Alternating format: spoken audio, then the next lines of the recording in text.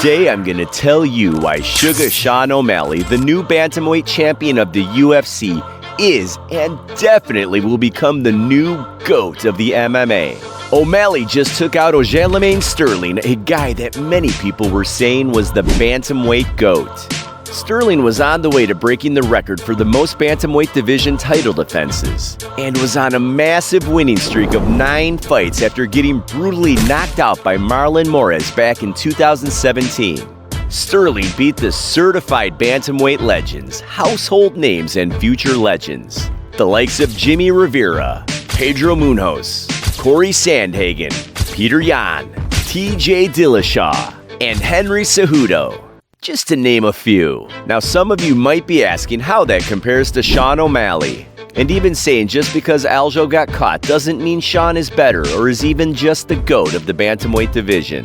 But if we take a deeper look into Sean O'Malley's pro MMA record, we can see a lot of the names Sean has fought, even in the amateurs, on his come-up, other than his first 2 pro debut fights, have all had a winning record when they fought Sean, and were proven in the UFC and MMA, with a good amount of them having close or at least double-digit wins. Some people might still ask how he's the GOAT with those wins. Well, as we again look deeper, Sean has an impressive 11 wins by KO TKO, and even 2 wins by submission. So why does Sean get underrated with such an impressive record? The only 2 real criticisms Sean has is a controversial TKO loss against Chito Vera, and a no contest to Pedro Munhoz. Other notable names that have similar records and who are also considered the GOAT of the MMA are names such as Khabib Nurmagomedov and Jon Jones. Jon is similar, having lost a fight to Matt Hamill due to illegal elbows to Hamill while he was grounded. How does this compare? In many people's opinion, Sean and Chito have unfinished business. So even if he defends and beats Chito in their potential rematch, is he going to keep defending and actually winning? Well, he had just come off 2 of the most arguably toughest fights he could have had in the Bantamweight division, and won. He fought Peter Yan back in October of 2022. Yan has been tremendously tough to fight and dominate leading up to the point where he fought O'Malley. Why does that show how good and how dominant Suga Sean O'Malley can be? Sean did a lot more damage standing up to Yan, which ultimately forced Yan to shoot for takedowns, of which Yan could not really do anything, and Sean getting back on his feet even on numerous occasions and doing damage standing. Sean even landed a takedown himself in the fight. Even the fight being close in some eyes, Sean was heavily chosen to lose this fight and not even stand a chance. He easily surpassed expectations, leading him to be lowly ranked all the way to the #1 contender spot, showing he belonged. Now to Aljo. As we talked about earlier, Aljo is highly ranked on the opinion of MMA fans all over the world. He's especially known for his tremendously hard grappling skills. As many MMA fans know, usually when a grappler is matched up against a striker, the grappler comes out on top. The tables were turned when the prestigious grappler in Aljo did not win. He was starched in the 2nd round with a massive pull counter right hand, strikingly resembling Conor McGregor's upset win against Jose Aldo, where he landed a similar pull counter left, knocking Aldo out to win his first UFC belt at featherweight. Suga Sean O'Malley proved with this win that he not only belonged in the Bantamweight division among top contenders, but he belonged at the top of it. So why do we believe he's the next GOAT of the MMA? Well, he just beat arguably the best 2 fighters in the Bantamweight division. With that knowledge, there is a reason to believe that his title reign will be long. With Sean's likely Bantamweight title run, how can he separate himself from other past GOATs of their divisions with long runs?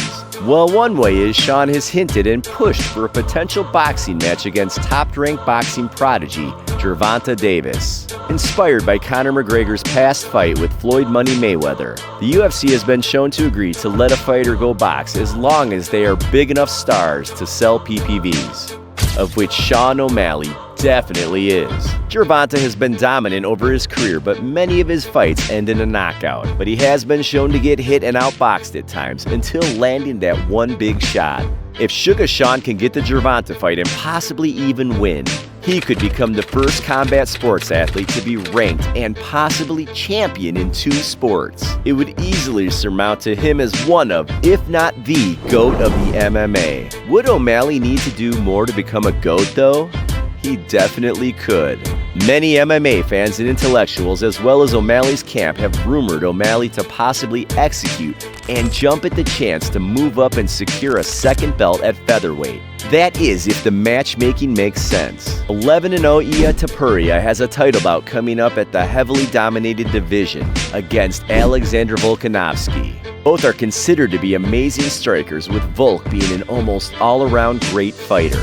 If Topuria can pull off a victory and knock out Volk, he has trash talked to O'Malley, potentially setting up a massive super fight for Sean's chances at the double champ status. This would also be a great matchup for Sean, given that Topuria is considered mainly a striker.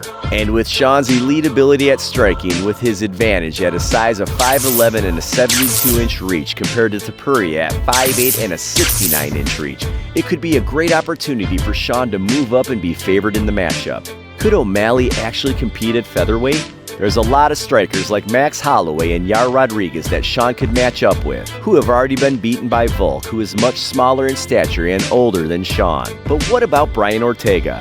I'm sure with Sean having beat someone at the level of Aljo, he certainly wouldn't be afraid of this type of matchup. Other than Ortega or potentially Aljo, moving up the rest in the top 10 are mainly strikers favoring Sean's elite style, giving him the edge. We have 4 other double champs in the UFC, such as Conor McGregor, Daniel Cormier, Henry Cejudo, and Amanda Nunes. Of those names, we don't really consider any of those the GOAT of the MMA. So why should Suga be the GOAT? Well, Sean could move up a third time and become the first fighter to become triple champ, or become a champion in 3 different weight classes. Are we crazy for saying this?